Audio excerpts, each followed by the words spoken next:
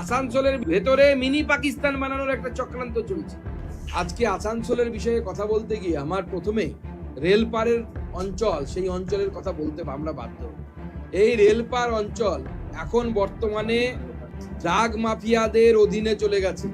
Drug মাফিয়াদের দৌরাত্ম্যে আমাদের যুবকরা তারা দিনের পর দিন এই ড্রাগ অ্যাডিক্টেডের সংখ্যা বাড়ছে এবং তারা ড্রাগ অ্যাডিক্টেড হয়ে যাচ্ছে। এখানকার বিধায়ক মলয় ঘটক, যিনি রাজ্যের মন্ত্রী, তিনি এতদিন ধরে বিধায়ক আছেন, মন্ত্রী আছেন।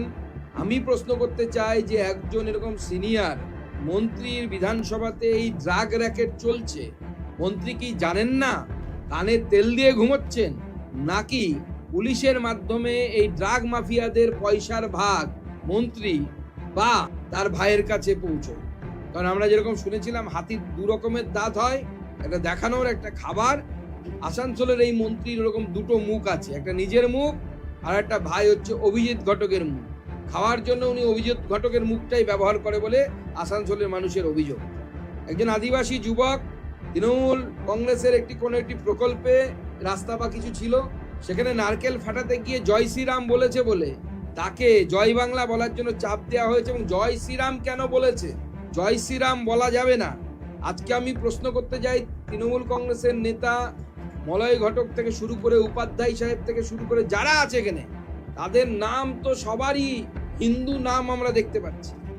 তো জয় শ্রীরামের নাম কি তারা ফতোয়া জারি করেছে যে জয় শ্রীরামের নাম বলা যাবে না? একজন আদিবাসী ভাই সে জয় শ্রীরাম বলেছে বলে তাকে এইভাবে হেনস্থা করা হয়েছে। এই নান্নে এবং মিস্টার তারা হিন্দুদের জমি জোর করে কিনে নিচ্ছে। এটা ল্যান্ড জেহাদ। জমি কেনা টানা পরে কথা, এটা ল্যান্ড জেহাদ চলছে। আসানসোলের ভেতরে মিনি পাকিস্তান বানানোর একটা চক্রান্ত চলছে।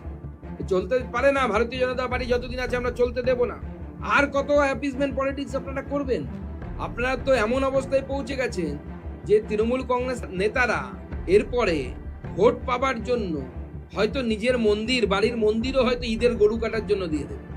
আমার বলতে খারাপ লাগছে, কিন্তু তাদের পরিস্থিতি দেখে সেটাই মনে হচ্ছে যে ভোটের জন্য তারা যা ইচ্ছে তাই করতে পারে। আমরা ভেবেছিলাম যে একবার একটা কেলেঙ্কারিতে নাম জড়িয়েছে মন্ত্রী বুঝি বা মন্ত্রীর ভাই অভিজিৎ ঘটক, মন্ত্রীর খাবার মুখ, তারা মনে হয় একটু সংযত হবে।